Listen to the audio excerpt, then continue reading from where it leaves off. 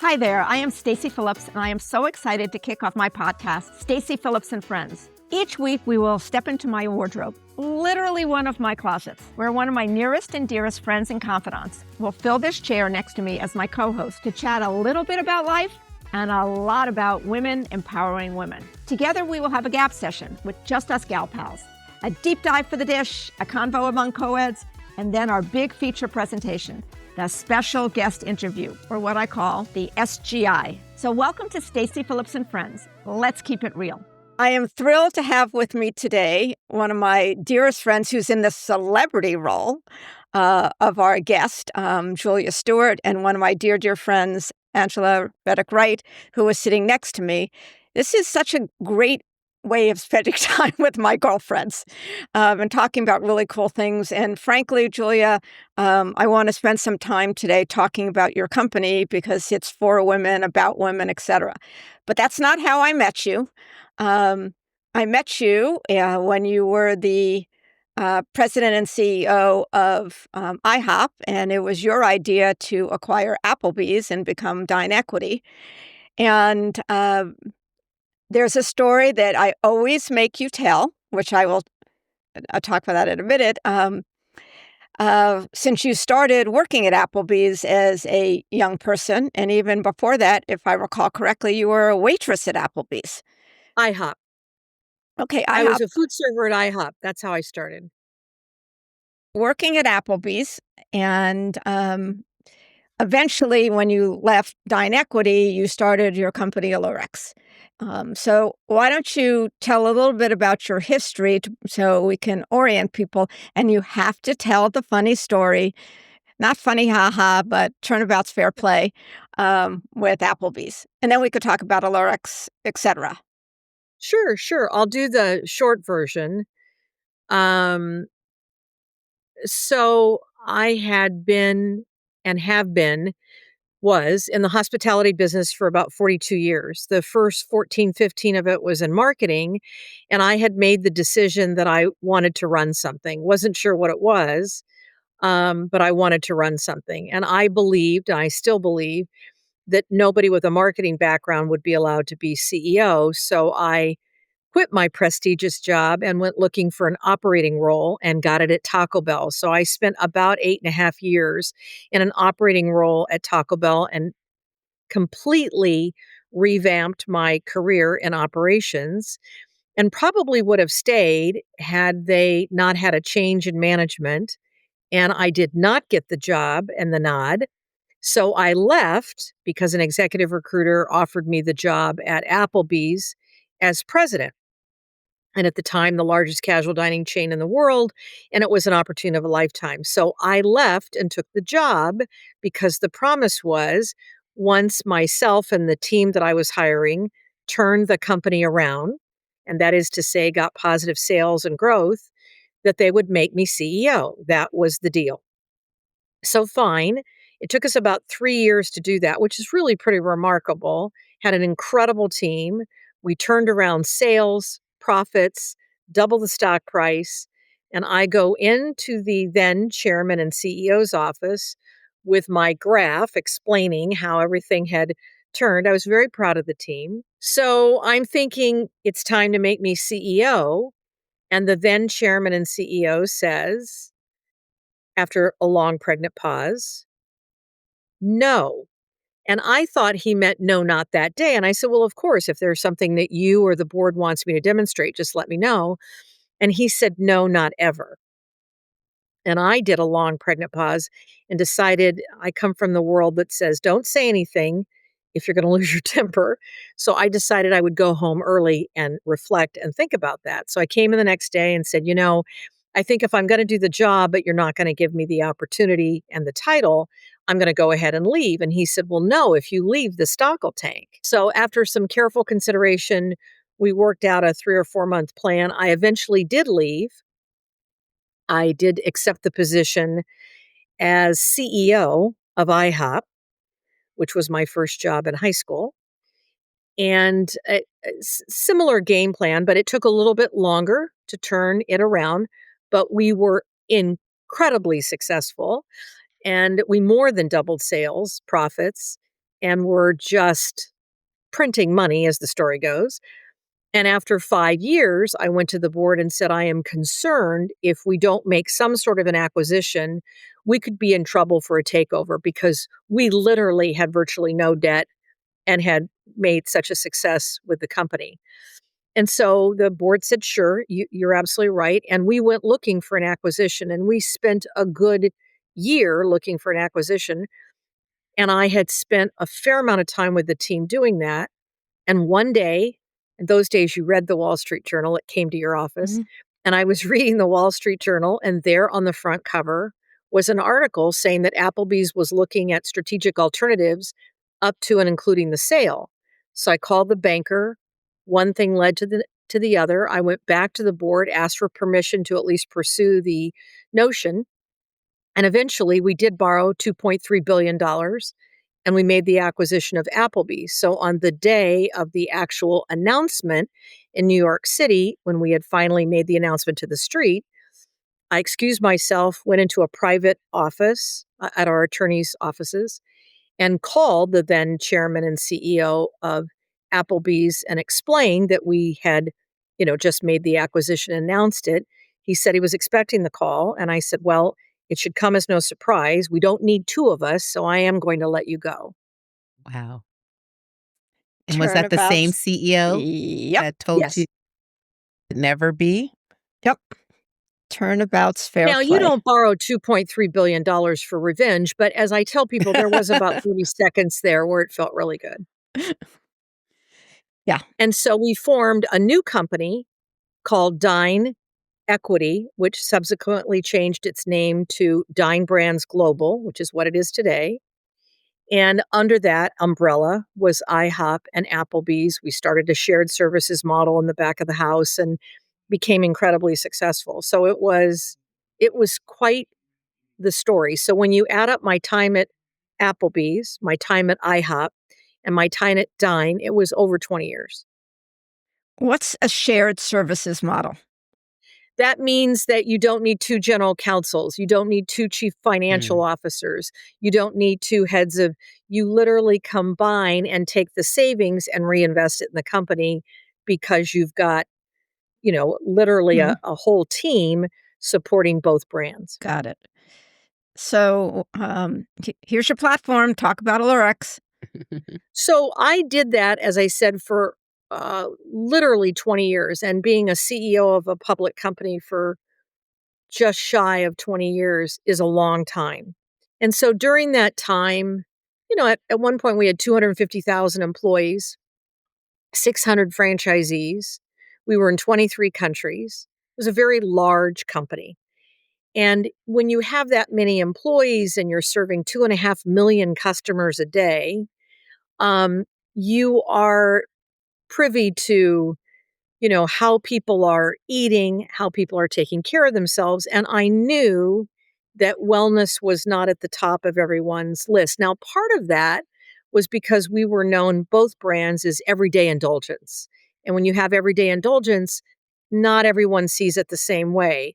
And I tried to educate consumers on how you could eat for less than 500 calories at an IHOP and how you could use Weight Watchers at Applebee's. But people resisted that process. So after 20 years of lots of sugar and fat and salt and large portions, I made the decision to step back and look at doing other things. And at that time was right before the pandemic. I spent a fair amount of time doing consumer research, informational interviews, and alas, the notion of I could make a difference in a different way. I could make a difference by educating, informing people about how they could keep their wellness with proper sleep, proper nutrition, proper exercise. And thus the idea Alurx was born. And out of that, an app that people could use every day. And it would literally direct you, depending on what you pushed, what button you needed help with, or if multiple buttons, it would literally help you with your daily wellness and ultimately creating new healthy habits. When I did that, originally, I used a staff of physicians and wellness experts to help us. It went on the Apple Store, it became successful, But along came AI and the notion that instead of a limited amount of resources with using doctors and experts, I could have what's called a closed system AI, literally prompt engineering, having doctors and experts tell it where it could and couldn't go. You're literally educating your algorithm, which is what we are in the process of creating. I'm now fundraising for that effort, $3 million, to raise money to literally create a whole new level of expertise with the app. And that will enable us to really change health tech as we know it, because people would be getting daily healthy routines in all aspects of wellness. So I've been at this for 5 years, couldn't be more excited about what we're doing. And we literally have created a way you can sign up even before the app is done, which we have had thousands of people register on because they are so excited about what the future holds. That is what we're doing currently and in the midst of fundraising. So it's been a labor of love, but one that I am very comfortable with because of what I did personally all those years. You cannot go to 6 restaurants a day and not gain weight unless you educate yourself on what you can eat, how you exercise, how you take care of yourself, and along the way, what you do for stress management, which is an important part. And I use my app every day. So I didn't even know how to do some of the things that I've now learned, whether it's box breathing, whether it's meditation, some of the things I've learned to even enhance my own level of sophistication when it comes to stress management. So couldn't be more excited about the future. What's box breathing? Box breathing is you're breathing in for 4 seconds, breathing out for 3, breathing back in, holding it, breathing out. It's like a whole way to calm your entire neurosystem. Oh, I It's could really use pretty that amazing. today. It's one of those days. Um, what are the greatest benefits that you have found in using your app? I can only speak for myself. I use it the same time every day. I get those healthy tips. It helps me sort of plan my day. I've learned things like how to purge my refrigerator, how to plan my meals ahead of time, how to work on my stress management. I exercise every day.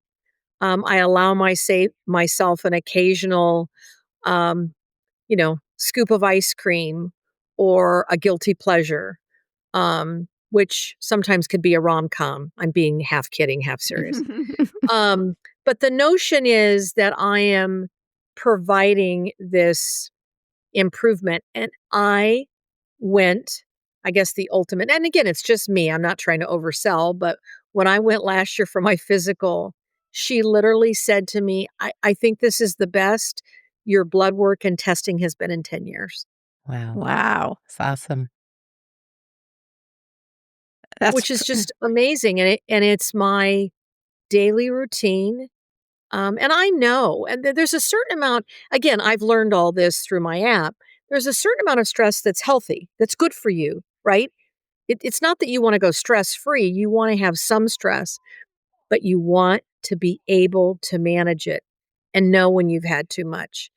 And for me, sleep is an important factor. And I learned how to sleep because I wasn't sleeping well. And I learned what to do differently, how to turn off the electronics, what it means to have a dark room. I mean, some of the basics, but I do it every day. And because I was traveling so much in the beginning, I learned how to literally sleep in hotels. There's a whole art form. So for me, all of those doctors and experts are now helping us as we do the AI. So it's become a passion. And then I think for me, what makes me feel so good is when people email me and say, "You changed my life. I just had a baby. I wasn't taking care of myself. This app has really taught me." It's been amazing. And then a lot of these people who have started on the Apple Store with the basic app are now excited with what we can do with generative AI, which will be phenomenal.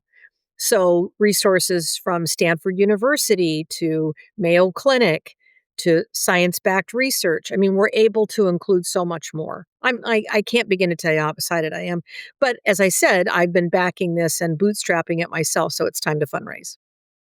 Pick the top 3 changes you made to your sleep process as a result of your app that has had positive ramifications for you.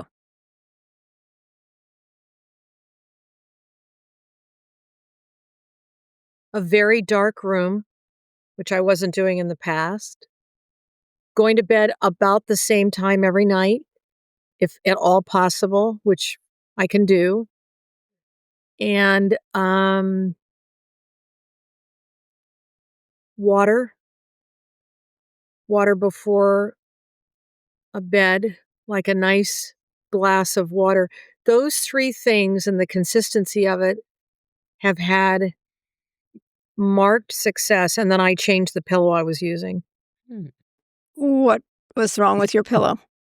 I apparently I don't do well with a soft pillow, so I Mhm. changed to a hard foam pillow that had that super cooling agent, Nice. Hmm. and it made a world of difference. Drinking a glass of water doesn't make you get up more during the night to go to the bathroom? No, I don't. It's not like an 8-ounce glass. It just sort of, and sometimes if I've had a particularly stressful day, a hot bath will help as well right before I go to bed.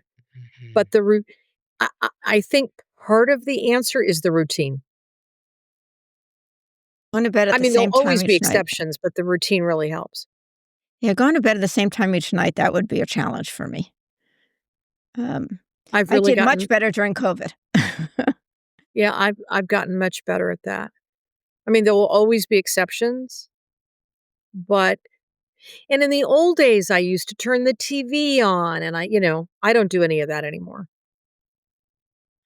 I have a whole and it's partially almost me talking to myself, but my sleep has dramatically improved.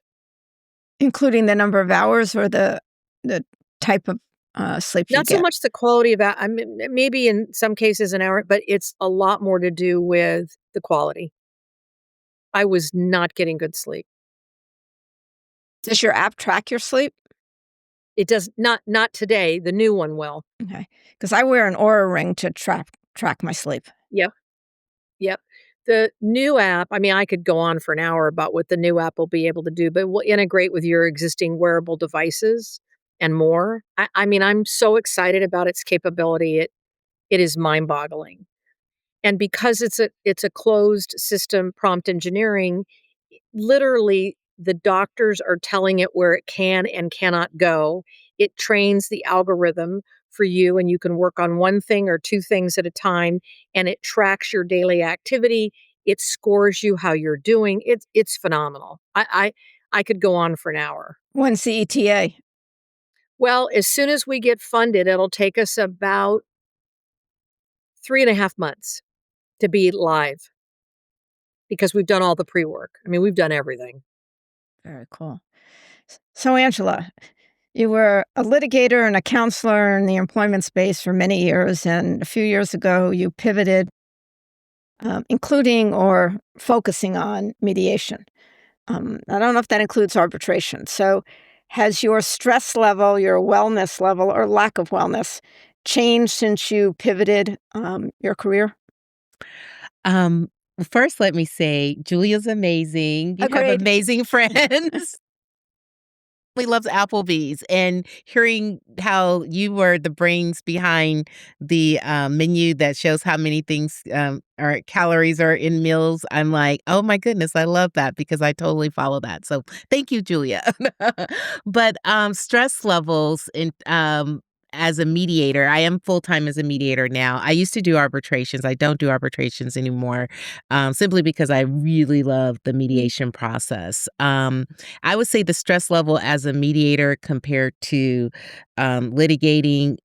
It's a different type of stress. Like litigation, it's because, you're constantly, under fire, deadlines, tense relationships with opposing counsel at times.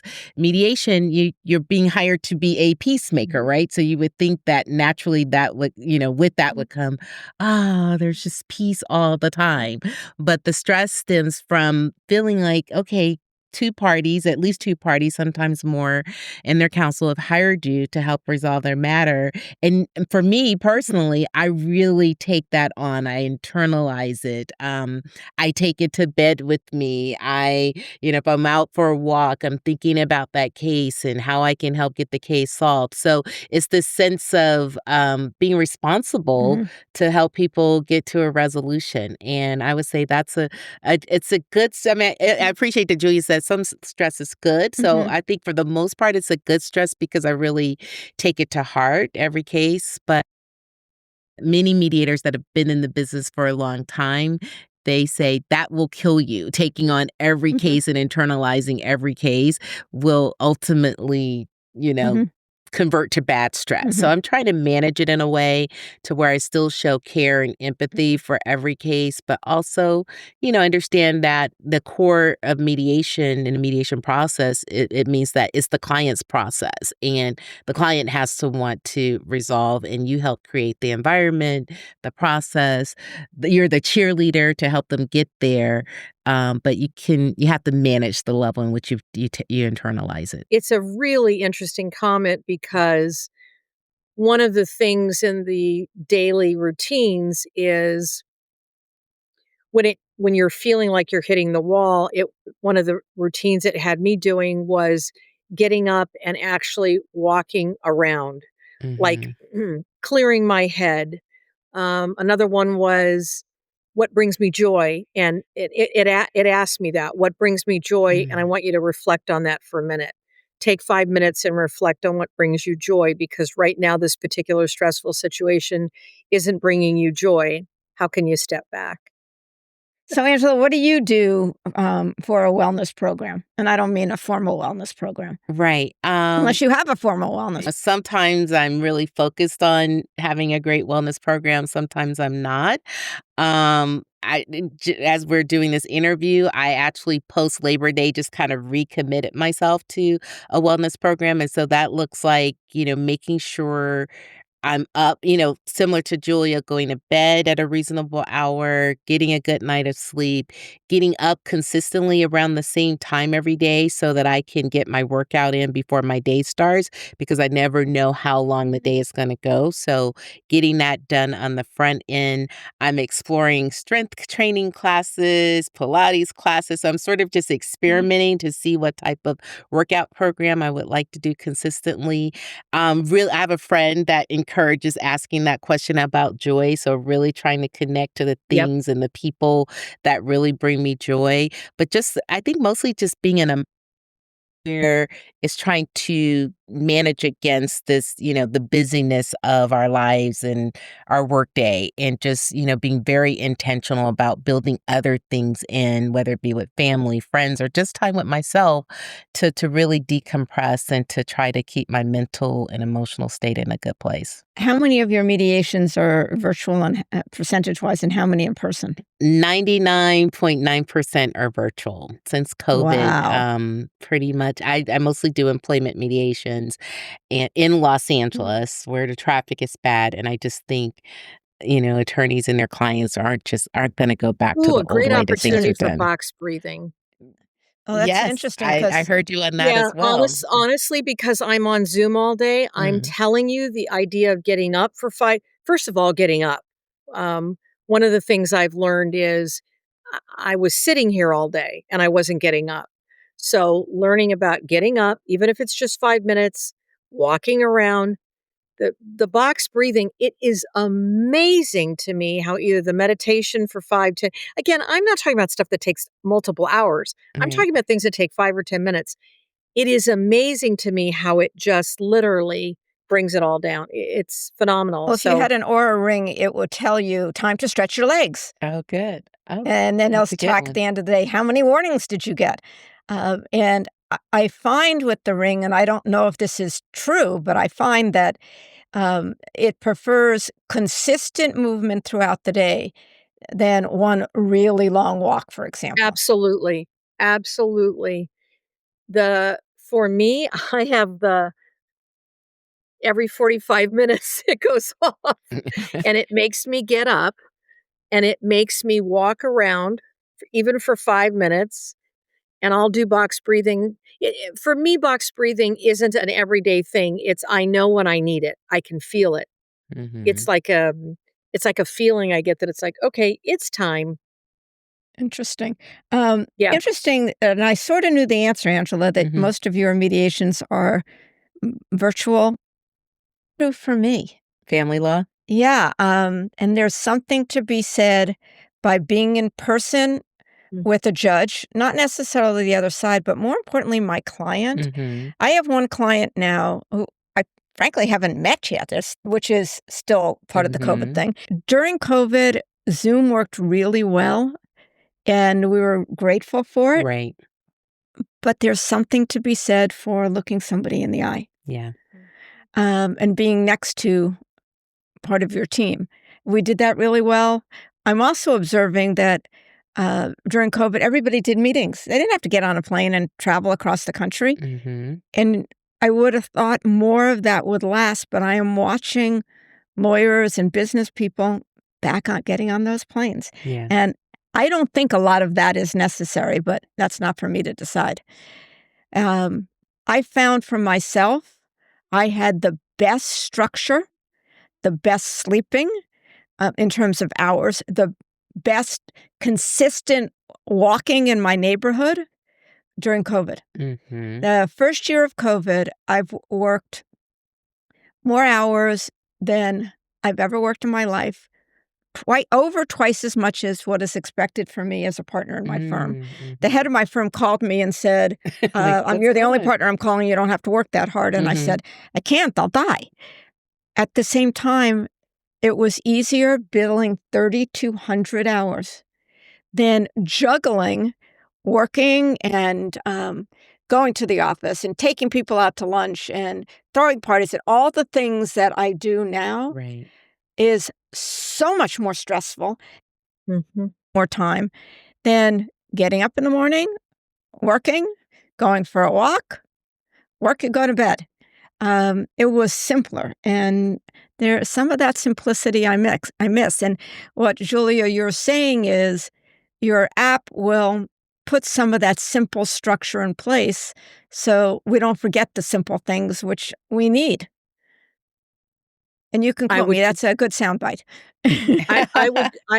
I would concur, and I would also say the gentleman that, runs AI for Google is an advisor to me and helping me, and when he and I first connected, he made a point of saying, "I'll be using your app for the rest of my life." Oh, wow. Because at the end of the day, it's not a one and done, and I see myself using my app and being involved one way or another for the rest of my life because for me, that daily reminder is just that. Again, it's not like taking 2 hours out of my day. It takes, on most days, 15, 20 minutes and Um, reminds me what I need to do and the education I need. Now I, like, thrive on that. A little nugget, a little something new, something that's just been read or experimentate. See, I think that's what I love about the AI capability is it's reaching out and pulling different science-backed research and information to help me, and I don't have the time to do any of that. mhm. Let the app do it. So for me, it's using the time best. Now, I will say to your point, Stacy, when COVID first happened and I was here all day, I had never been a person that worked out of my home. As a CEO, I was in the office every day Mhm. or in the road or, somewhere. When I first did this, where I had started the company and I was working out of my home office, I called the clinical behavioral psychologist that we were using and said, okay, Houston, I have a problem. I'm working till 8, 9, 10, 11 every night because it's right here, Mhm. That's what I right? did.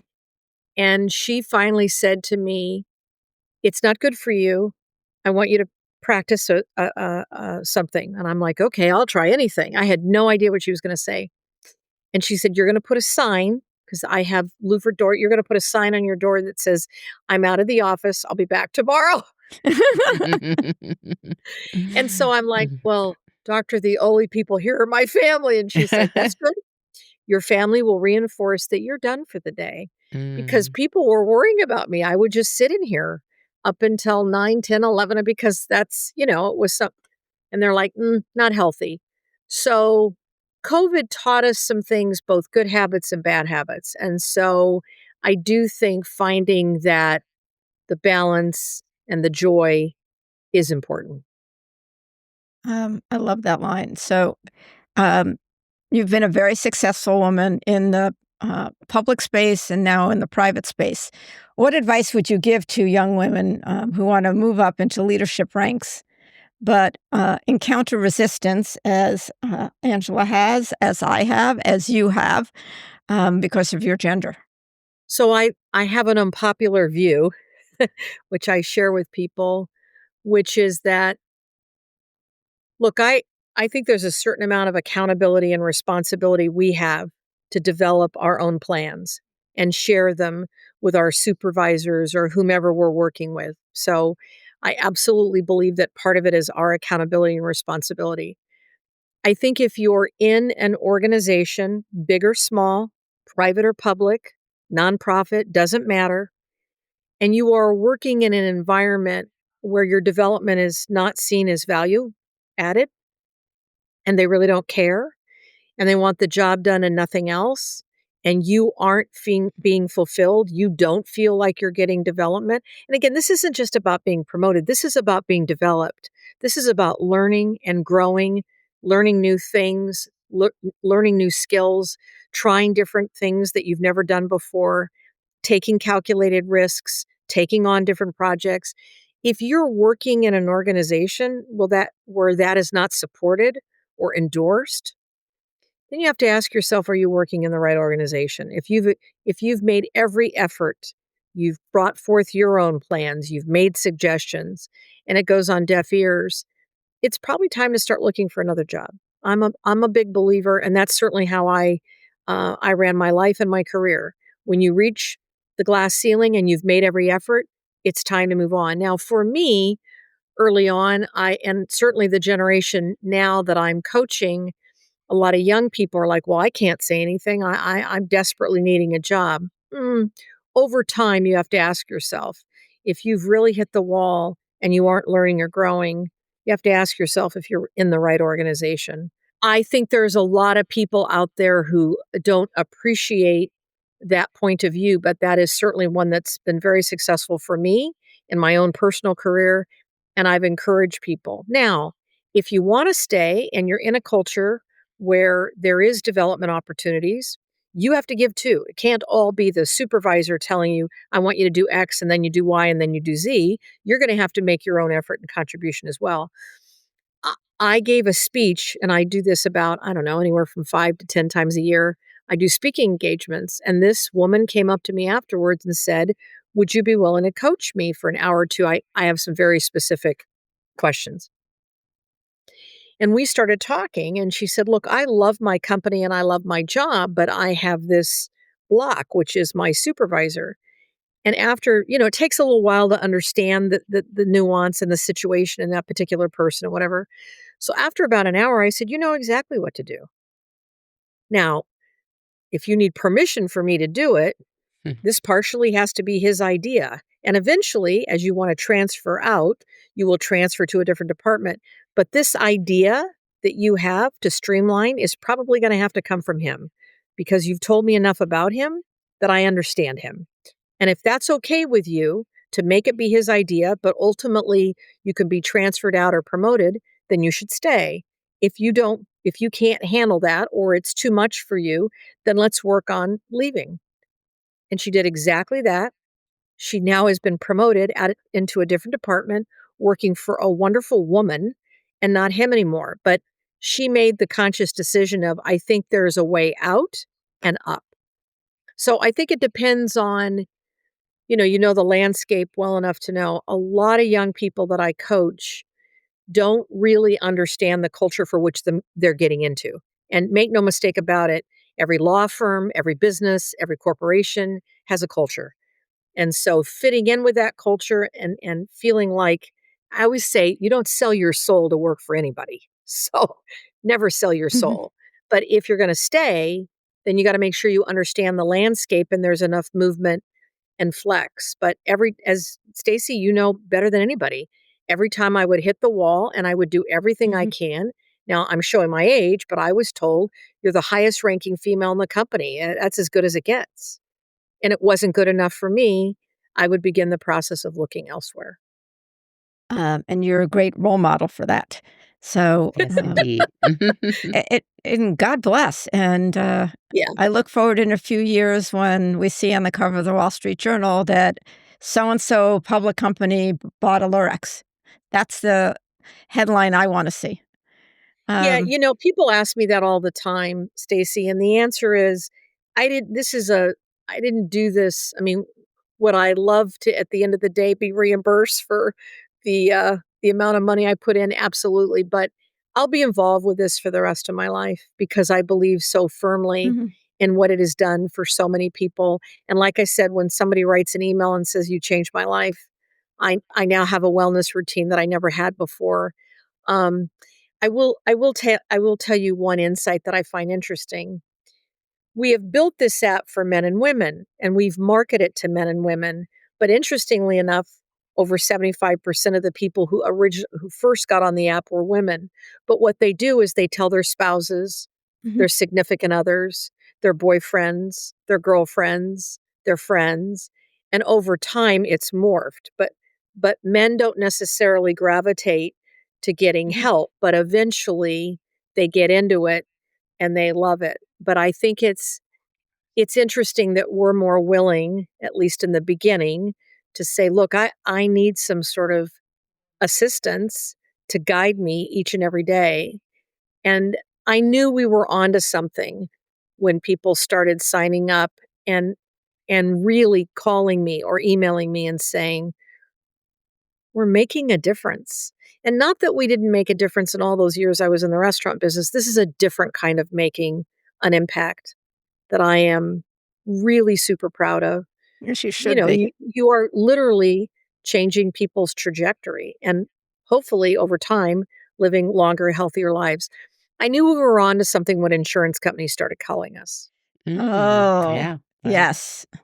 because at the end of the day, we're helping you, right? I'm not at the tip of the spear where I'm the doctor saying, or as a doctor said to me the other day, gosh, Julia, my whole life I've just given you doctor's orders. Now you're suggesting you want to be proactive? That's a whole brave new world. Well, you've known that I've thought you were amazing for a very, very long time, and this gives me such pride in watching you develop this and grow. And I still am looking forward to that headline in the Wall Street Journal. So thank you. Thank you, and thank you for all of the time that you were willing to commit to this. It's very, very helpful. I can't wait to see it live. And so you wanna go to if you wanna sign up for the new app, it's Allura, Alura dash AI.com. If you wanna just get on the website and explore, it's Alurx, Alurx.com, or you could go to the Apple Store and get on Alurx Wellness. Either way, you'll easily be able to access us. And for me, there's a 7-day free trial to give yourself a shot at it, but it's all about making the effort, starting small. Nobody's asking for the moon and the stars, but it's a daily way to do all your wellness as opposed to going to, to Angela's point, I don't have to sign up for 12 things and do this, or I can just, it's all right there. So I'm very encouraging and I'm looking forward to hearing what you think. So if people want to reach out to you on Instagram or YouTube, or how would they do that? So I'm obviously available on LinkedIn, but also a lot of people get a hold of me by just literally going to Alurx.com and saying, I want to talk to Julia, or calling the 800 number and saying, I want to reach out to Julia. One way or another, I'm getting a ton. And then, of course, you know about the podcast that went viral on TikTok, and that's gotten 7 million hits in the last 2.5 Wow. weeks. Oh, And my all that God. was me going on a podcast, and it was a 1-hour podcast, and some producer decided to make it into a 60-second TikTok video. I don't even have TikTok. Wow. And so this all started when my son called me and said, "Mom, did you know you were viral? Wow. Mom, you're trending." And I'm like, "Oh, honey, you always say the nicest things." He's like, "No, you're really trending." Wow. Very cool. So, That Angela, is how do very people cool. reach you? You can reach me on Instagram and Facebook at I am Angela Reddock-Wright, and follow my podcast, Legal Lens, wherever you get your podcasts. I love it. What a great name, Legal Lens. Thank you. So join me again here at youtube.com at Stacy D. Phillips Ask Podcast. I'm still learning about all that. Follow me on Instagram and LinkedIn at Stacy D. Phillips Ask. We will include in the podcast the different ways you said you could be reached, but I just like saying it out loud. You've been listening to Stacy Phillips and Friends, where love is always in fashion.